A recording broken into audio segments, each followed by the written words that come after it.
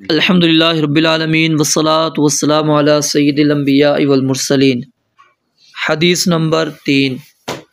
One अबी उमामतल बाहिली रज़ियल्लाहु तआला अन्हु क़ाल क़ाल रसूलुल्लाहि सल्लल्लाहु अलैहि व आलिहि वसल्लम इन्नल माअ ला युनज्जिसुहु शैउन इल्ला मा गलबा अला रिहिही व तअमिही व लौनिही। अख़रजहु इब्नु माजाह व ज़अफ़हु अबू हातिमिन। वलिल बैहक़ी अल माउ तहूरुन इल्ला इन तग़य्यरा रिहुहु औ तअमुहु औ लौनुहु बिनजासतिन तहदुसु फ़ीही। सबसे पहले तर्जुमा सुन लें। सैयदना अबू उमामा अल बाहिली रज़ियल्लाहु तआला अन्हु बयान फरमाते हैं, क़ाल रसूलुल्लाहि सल्लल्लाहु अलैहि व आलिहि वसल्लम के रसूल मुकर्रम सल्लल्लाहु अलैहि व आलिहि वसल्लम ने इरशाद फरमाया, इन्नल माआ बेशक पानी, तहूरुन पाक करने वाला है, ला युनज्जिसुहु नहीं नजस करती उस पानी को, शैउन कोई भी चीज़। अख़रजहु सलासतु। इन्नल माआ ला युनज्जिसुहु शैउन बेशक पानी नहीं नजस कर सकती उसको, शैउन कोई भी चीज़, इल्ला सिवाय उसके, मा गलबा अला रिहिही जो गालिब आ जाए, अला रिहिही उसकी हवा पर। किसकी हवा पर? पानी। ठीक है, पानी की तरफ इसकी ज़मीर जा रही है। व तअमिही और उसके जायके पर, व लौनिही और उसके रंग पर। अख़रजहु इब्नु माजाह इसको इब्न माजाह ने रिवायत किया है, निकाला है। व ज़अफ़हु अबू हातिमिन और अबू हातिम ने इसको ज़ईफ़ करार दिया है।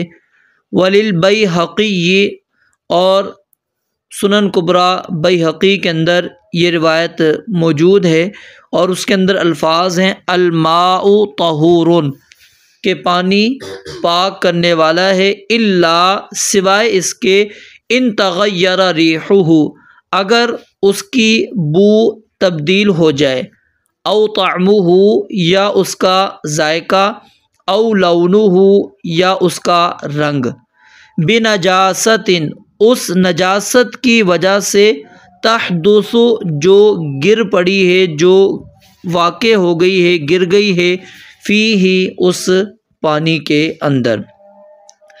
ये रिवायत इब्न माजाह के अंदर मौजूद है 521 नंबर में। किताबु तहारा के अंदर इमाम इब्न माजाह रहमतुल्लाहि अलैहि ने इसको नक़ल किया है और इसी तरह ये दारुक़ुतनी के अंदर भी मौजूद है और तबरानी कबीर के अंदर भी रिवायत मौजूद है। लेकिन ये रिवायत सनद के लिहाज से ज़ईफ़ है। इसके अंदर एक रावी है रिशदीन बिन साद। रिशदीन बिन साद वो रावी क्या है? ज़ईफ़ है। और इस रिवायत को का जो पहला हिस्सा है, यानी जो हमने अख़रजहु इब्नु माजाह तक पढ़ा है, ठीक है, वज़अफ़हु अबू हातिमिन यहाँ तक, इस पहले हिस्से को एक मुहक्किक हैं उन्होंने सही करार दिया है और बाद वाले जो अल्फाज हैं उसको उन्होंने क्या है? ज़ईफ़ करार दिया है। और इमाम नववी रहमतुल्लाहि अलैहि ने इस रिवायत के मुतालिक ये बात नक़ल की है कि तमाम मुहद्दिसीन का इस हदीस के ज़ईफ़ होने पर इत्तिफ़ाक़ है कि ये रिवायत ज़ईफ़ है। और इसी तरह सुनन कुबरा बैहक़ी के अंदर भी जो रिवायत है वो भी ज़ईफ़ है। उसके अंदर एक रावी है बक़िया बिन वलीद, उसकी वजह से ये रिवायत ज़ईफ़ है। तो सबसे पहले सहाबी रसूल का मुख्तसर तारुफ़। सैयदना अबू उमामा। अबू उमामा इनकी कुनियत थी। नाम इनका है सुदई, या के ऊपर तशदीद है, स्वाद पर पेश फिर दाल पर ज़बर है, सुदई बिन अजलान। और बाहिला जो है ना इनका कबीला था, जिसकी वजह से इनको अल बाहिली कहा जाता है। इन्होंने मिस्र के अंदर सुकूनत इख्तियार की हुई थी, फिर हिमस की जानिब चले गए थे और जो इनसे रिवायात मिलती है उसकी तादाद 250 हैं, 250 रिवायत हैं। और ये शाम के इलाके के अंदर फ़ौत हुए थे। और शाम के इलाके में जो सबसे आखिर में वफ़ात पाने वाले सहाबा किराम रिज़वानुल्लाहि अलैहिम अजमईन हैं, तो उनके अंदर से एक ये भी हैं। और बाज़ ने तो इन्हीं को आखिरी यानी करार दिया है कि सबसे आखिर के अंदर फ़ौत होने वाले शाम के अंदर अबू उमामा रज़ी अल्लाह तआला अन्हु हैं। और इनकी जो अक्सर रिवायात हैं वो शामियों से, ये शाम के इलाक़ों से, ठीक है। जो रिवायात बयान करते हैं इनके वो सुलैम बिन आमिर हैं, मोहम्मद बिन ज़ियाद हैं, खालिद बिन मादान और सुलेमान बिन हबीब वग़ैरह जो हैं, इनसे रिवायात कसरत के साथ बयान करते हैं। अब अल्फाज के ऊपर ज़रा गौर करें। इनका नाम था सुदई बिन अजलान, बिन अजलान, बिन अजलान। वफ़ात कब पाई थी? वफ़ात इन्होंने जो पाई है 81 हिजरी या 86 हिजरी, दो अक़वाल हैं इसके मुतालिक, 81 या 86 हिजरी के अंदर। अब हदीस के ऊपर ज़रा गौर करें, मैं अल्फाज की तशरीह कर रहा हूँ। इन्ना ये पिछली हदीस के अंदर भी गुजर चुका था, हरफ ताकीद मैंने आपको बताया था, और इसका तर्जमा बेशक और बिलाशुबा है। और दूसरा लफ्ज़ है अलमा, अलमा पानी है, और अलिफ लाम आकर हर किस्म के पानी को ये शामिल है। ला युनज्जिसुहु ये भी पीछे आ चुका है, इसका तर्जमा क्या है कि नजस नहीं करती, नापाक नहीं कर सकती उसको। शैउन ये क्या है, नकरा होता है, उमूम होता है, ठीक है, कोई भी चीज़ जिसका वजूद हो या कुछ भी इसका तर्जमा होता है। उसके बाद है इल्ला, इल्ला ये क्या है, हरफ इस्तिस्ना है, यानी किसी चीज़ को इस्तिस्ना करने के लिए, और इसका तर्जमा सिवाय और मगर किया जाता है।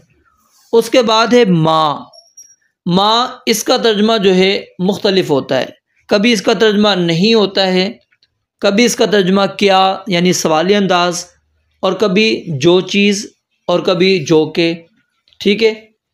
और ये जब माँ का तर्जमा हम करेंगे नहीं, तो ये माँ नाफिया कहलाता है, यानी नाफिया। अब वो पूरी एक लंबी बहस में उसमें नहीं जा रहा, ठीक है। और क्या जब करेंगे तो ये माँ इस्तिफामिया बन जाएगा, सवालिया, ठीक है। और जो चीज़ करेंगे तो फिर उस वक़्त माँ ये मौसूला बनेगा, ठीक है। और भी कई मानी के लिए ये हरफ़े माँ आता है। इसी तरह ये शर्तिया के लिए भी आता है, ताज्जुब के लिए भी आता है, और ये अल्लज़ी के माना में आता है तो गैर आकिल के लिए आता है। फिर ये कभी जो है ज़र्फ़िया होता है, कभी ये मज़दरिया होता है। तो बहरहाल इसके कई सारे जो हैं मानी मौजूद हैं, और वो अरब की लुग़त के अंदर आप देख सकते हैं। उसके बाद है गलबा, गलबा इसका माना क्या होता है, ज़ेर करना, ठीक है, गालिब होना, ज़ेर करना यानी किसी को, और गालिब होना, फ़तह पाना, काबू पाना, किसी पर इक़्तिदार को हासिल करने आना। तो मा गलबा यानी जो गालिब आ जाएगा, ठीक है। उसके बाद है अला, अला ये हरफ जर है, ये बहुत ज़्यादा कुरान मजीद के अंदर आपने पढ़ा है, और इसका माना या तो करते हैं पर या ऊपर, ठीक है, या फिर करीबी जगह पर भी इसका इस्तेमाल होता है, या ये मा के माना में यानी साथ के माना में भी आता है, कभी अन के माना में, से के माना में, और कभी लाम तालील के माना में यानी इल्लत बयान करने के लिए भी ये अला आ जाता है, कभी फ़ी के माना में, कभी मिन के माना में, कभी जो है बा के माना के अंदर, और भी इसके मानी हैं अला के। तो ज़्यादा तर्जमा जो इसका हम करते हैं वो क्या करते हैं, ऊपर या पर करते हैं। रीह, रीह कहते हैं हवा को, ठीक है, जो चलती हुई हवा हो उसको रीह कहते हैं, या जो तेज़ हवा हो उसको भी, जो महसूस हो, हवा महसूस हो रही हो, ठीक है। और इसी तरह इसका जो तर्जमा है गलबा भी आता है, इक़्तिदार भी आता है, और इसी तरह सांस, बू, ये सारे इसके तर्जुमे। यहाँ पर क्या है, बू तर्जुमा है, मा गलबा अला रिही, जो उसकी बू के ऊपर गालिब आ जाए यानी पानी। व और ये भी क्या है, वाव हरफ है, और ये अगर इसको हम हरूफ तहजी के लिहाज से यानी बातासा के लिहाज से देखें तो ये 27वां हरफ बनता है। और फिर इसके भी बहुत सारे मानी हैं, ये सारे ही देखें मैंने यहाँ पर नोट किया, बहुत लंबा है, ठीक है। तो ये बहरहाल कई सारे मानी के लिए इस्तेमाल होता है, मुफरद भी इस्तेमाल होता है, हरूफ आतफ़ा के तौर पर भी इस्तेमाल होता है। फिर आगे लफ्ज़ ताम, ताम कहते हैं जायके को, ठीक है, मज़ा, मरगूब खाना, व और लौन रंग को कहते हैं, कलर, ठीक है। वलौनी ही और उसका कलर, उसका रंग। और लौन का तर्जमा किस्म का भी आता है, यानी जो तकसीम हम करते हैं ना, ये इस किस्म की, ठीक है, नौ, इसके माना भी। फिर आगे जो रिवायत है वो इमाम बैहक़ी रहमतुल्लाहि अलैहि की आगे शुरू हो जाती है। उसके अंदर जो अल्फाज हैं वो क्या है, तग़य्यरा, ये पीछे भी आपने पढ़ लिया, इसका माना क्या होता है, बदल जाना। जी नहीं, तग़य्यरा बदल जाना, बिनजासतिन, नजासत कहते हैं गंदगी को, नापाकी को, ठीक है। और नापाकी, नजासत से मुराद यानी शरीओ क्या नाम है, फ़ुक़हा की इस्तिलाह में वो मिक़दार होती है जिसकी जिन्स नमाज से रोक देती हो, यानी नमाज आप ना पढ़ सकते हो, जैसे पेशाब वगैरह। फिर आगे लफ्ज़ है तहदुसु, ठीक है, हुदूस इसका मज़दर है और इसका माना होता है वाक़े होना, गिर पड़ना। फ़ी ही, इसमें फ़ी भी क्या है, हर्फ़े जर है, और हा जो है आगे फिर ये ज़मीर है। और इसके अंदर एक लफ्ज़ आगे आ रहा है औ, ठीक है, इल्ला अन तग़य्यरा रिहुहु औ तामुहु। औ जो है ये हर्फ शक के लिए आता है, हर्फ अतफ होता है और ये शक के माना के अंदर इस्तेमाल होता है, इबहाम के लिए भी आता है, ठीक है। फिर वो ये बल के माना के अंदर भी आता है, तकसीम के लिए भी आता है, इला के माना में भी आता है, इल्ला के माना में भी, और भी कई इसके मानी हैं। तो ये हदीस का जो है आपको यानी कि अलग अलग अल्फाज भी मैंने आपको समझा दिए। आगे फिर है इस हदीस मुबारक के अंदर क्या चीज़ बयान हुई है। इस हदीस मुबारक के अंदर जो मसला बयान किया गया वो क्या है, पानी असल में पाक है और नजासत गिरने से भी वो पानी क्या रहेगा, पाक रहेगा, सिवाय उसके कि अगर उसके अंदर 3 किस्म की जो औसाफ हैं उनमें से कोई तब्दीली आ जाती है, यानी उसका जायका तब्दील हो जाता है, उसके अंदर से बू आना शुरू हो जाती है, या उसका कलर, रंग जो है तब्दील हो गया है, तो वो फिर क्या हो जाएगी, नापाक हो जाएगा वो पानी। अब जब पानी नापाक यानी पानी पाक है तो वो नापाक किस तरह होगा, उसको आसान से अल्फाजों में इस तरह समझो कि 3 चीज़ें हैं जिसकी वजह से पानी ताहिर नहीं, मुताहिर नहीं रहता, यानी पाक करने वाला नहीं रहता, नजासत उसके अंदर अगर गिर जाए। नंबर 1, जब उसकी बू बिगड़ जाए, ठीक है, ये हदीस याद रखेंगे तो मसला आपको याद रहेगा, उसकी बू बिगड़ जाती है। नंबर 2, उसका जायका ख़राब हो जाता है, और नंबर 3, उसका रंग तब्दील हो जाता है। अगर पानी के अंदर नजासत गिर जाए और इन तीनों में से कोई भी वस्फ नहीं आ रहा, यानी ना उस नजासत के गिरने से उसके अंदर बू पैदा हुई है और ना ही उसका जायका ख़राब हुआ है, ना ही उसका रंग जो है वो तब्दील हुआ है, ठीक है, या तो तीनों एक साथ आ जाएं या फिर कोई एक इनमें से आ जाए, तो जब तक नहीं आएगा तो पानी पाक रहेगा। जब ये तीनों चीज़ों में से कोई एक चीज़ आ जाएगी, यानी बू आ रही है, जायका उसका तब्दील हो गया है, या फिर उसका कलर तब्दील हो गया है, तो फिर वो क्या हो जाएगा, पानी नापाक कहलाएगा। फिर ये जो तब्दीली होगी ये हर एक को आना ज़रूरी नहीं है, इसके अंदर हम एतबार करेंगे उस बंदे का जो म्याना रवि वाला हो, यानी एक बंदा है वो स्मेल बहुत ज़्यादा कैच करता है, ठीक है, वो सूंघ लेता है, उसको ज़्यादा स्मेल आती है, अब उसको कहोगे तो वो तो ज़्यादा महसूस करेगा, ठीक है। तो अब हमने उस बंदे को लेना है जो दरमियाना हो, जिसको ना ज़्यादा स्मेल आती हो ना ऐसा मसला है कि अब वो कहेगा हाँ ठीक इसमें से स्मेल आ रही है, तो एक बंदा भी अगर कहता है, 2 कहते हैं, तो बात उनकी तस्लीम कर ली जाएगी। और अगर उनमें से कोई कहने वाला ऐसा बंदा है जो खुद जो है ना वसवसे का मरीज़ है, उसको ख्याल ही रहता है हाँ यार हो सकता है ये नापाक हो, ये नापाक हो, अब उसकी बात नहीं मानी जाएगी, क्योंकि वो वसवसे का मरीज़ है, वो तो शक में लोगों को, दूसरों को डालने वाला है, क्योंकि पानी के अंदर असल क्या है, शक भी पैदा हो जाएगा, तो असल उसके अंदर पाक होना ही है, इल्ला ये कि ये 3 औसाफ आ जाएंगे। अब सवाल ये है कि फिर इसके अंदर जो चीज़ यानी पैदा होती है वो क्या होती है, क्या ये तीनों औसाफ एक ही वक़्त के अंदर होना ज़रूरी है, या फिर इनमें से कोई एक वसफ़ भी आ जाएगा तो पानी नापाक हो जाएगा। अब जो इब्ने माजा की रिवायत है ना, जो इब्ने माजा की रिवायत है उसके ऊपर गौर करें, उसके अंदर क्या है, वाव आ रहे हैं अल्फाज, ठीक है, अला रिही व तामिही। वाव का एक तर्जमा क्या होता है कि अतफ के लिए, अतफ का मतलब होता है उसकी को पीछे की तरफ हम मोड़ रहे हैं, ठीक है। तो फौरन उसका जो मफहूम हमारे जहन में आएगा वो क्या है कि वाव ये जमा करने के लिए आ रही है कि गोया के पानी की हवा भी तब्दील हो जाए, उसका जायका भी और साथ में उसका कलर भी, ये तीनों इकट्ठे होंगे तो फिर पानी नापाक हो जाएगा।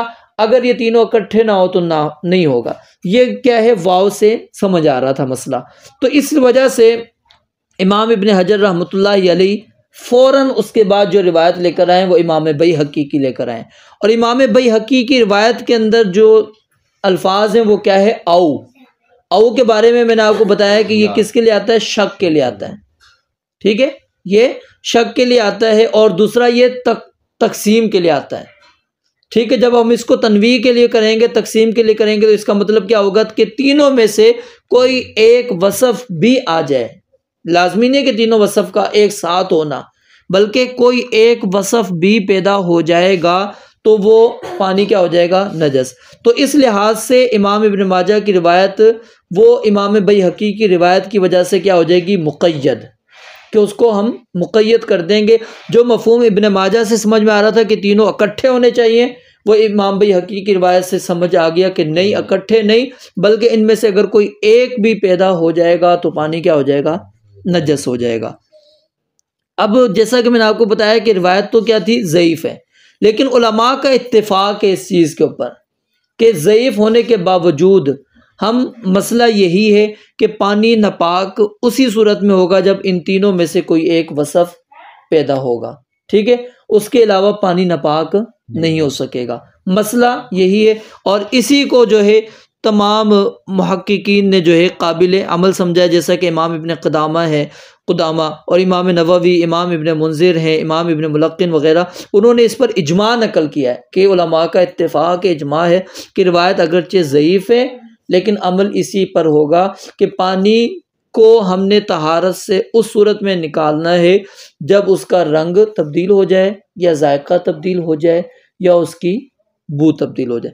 अब फिर सवाल ये पैदा होता है कि वो जो रंग तब्दील हो रहा है या जायका तब्दील हो रहा है, बच्चे तवज्जो कर रहे हो, तवज्जो करो, जब उसके अंदर जायका तब्दील हो रहा है या उसकी बू तब्दील हो रही है, बू आ रही है उसमें से, अगर तो उसके अंदर कोई आपने पाक और हलाल चीज़ डाली है, पाक और हलाल चीज़ डाली है, या कोई पत्ते वगैरह दरख्त के गिर गए, उसकी वजह से पानी की बू आ रही है या उसका जायका और रंग तब्दील हो गया है, तो क्या इस सूरत में भी पानी नापाक हो जाएगा क्योंकि जायका तो तब्दील हो रहा है?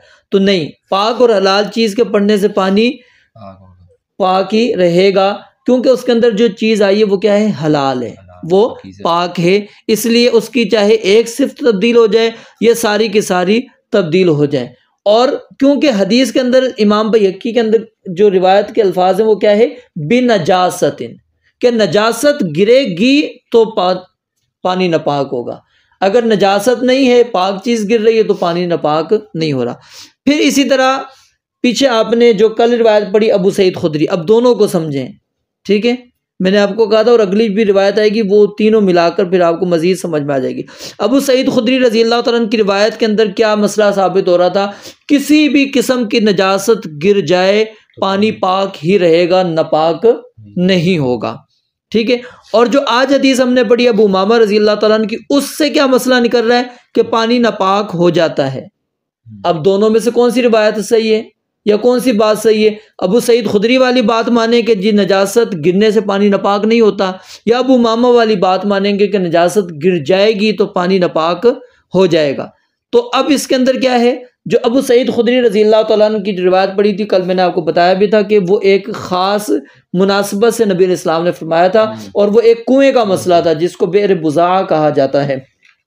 उस कुएँ के मुतालिक नबी इस्लाम से जब पूछा गया था तो उसके मुतालिक आपने क्या फरमाया था कि इसके अंदर अगर नजासत गिर रही है तो कोई मसला नहीं है। वजह क्या है, उससे नजासत के गिरने की वजह से औसाफ सलासा में तब्दीली नहीं आ रही थी, पानी भी ज़्यादा था नंबर एक, और नंबर दो वो जो ये वसफ़ हमने पढ़े इसमें कोई तब्दीली नहीं हो रही थी, इसलिए नबी इस्लाम ने उसको क्या कहा कि वो जी पाक करने वाला है, आप उससे तहारत हासिल कर सकते हैं।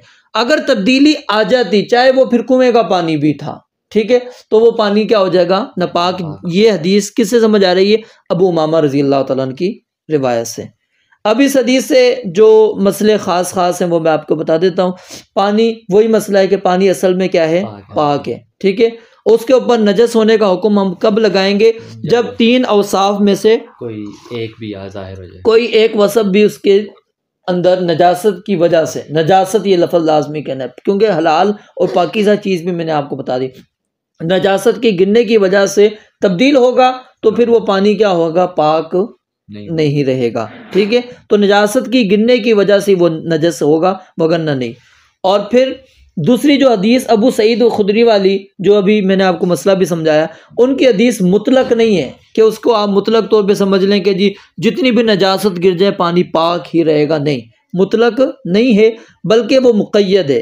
और इमाम इब्न माजा की भी जो रिवायत अभी हमने आज पढ़ी, और इमाम बैहक़ी की रिवायत, तो इमाम इब्न माजा की रिवायत भी मुतलक नहीं है, बल्कि वो इमाम बैहक़ी की रिवायत की वजह से मुक़य्यद हो चुकी है।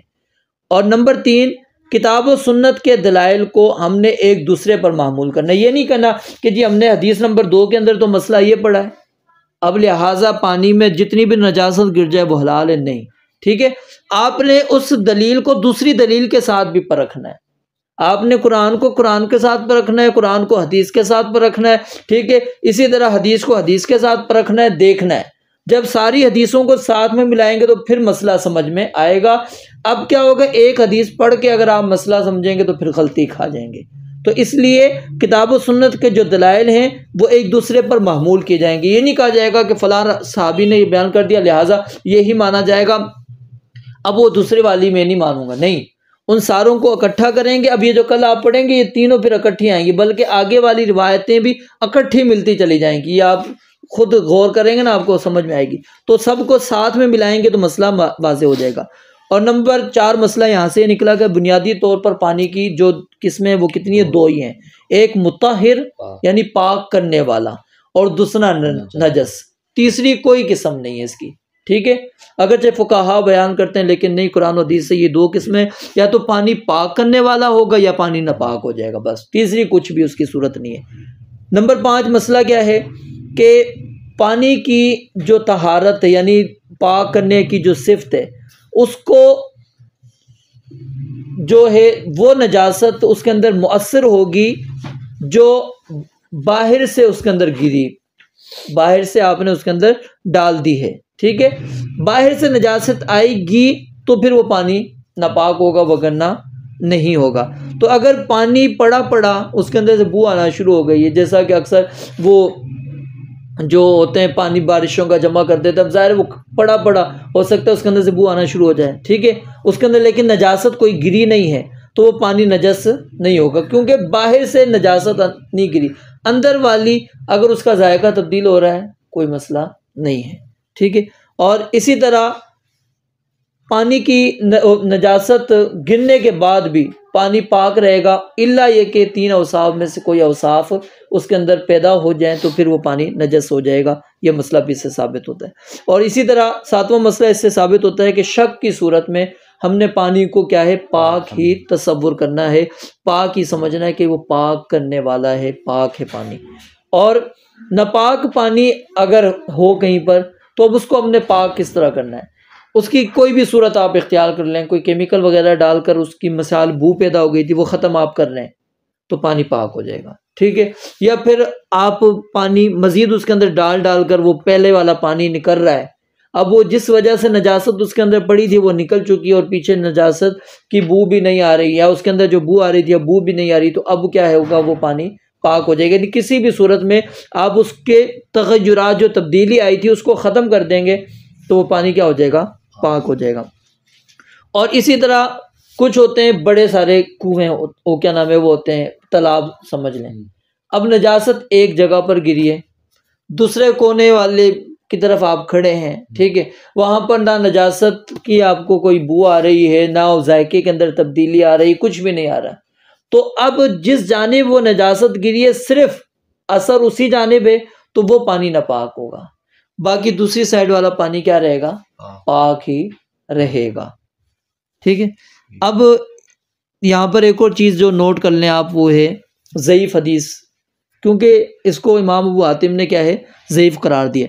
तो ज़ईफ़ हदीस उस हदीस को कहते हैं जिसमें हसन और सही, जो सही की हमने 5 शराइत पढ़ी, ठीक है, उनमें से कोई कम हो जाएगी, एक भी तो क्या हो जाएगी, और एक भी नहीं बल्कि 7, मैंने क्या बताया था उसके अंदर, हाफजा, हाफजे की कमी होगी तो फिर वो हसन रिवायत हो जाती है ना।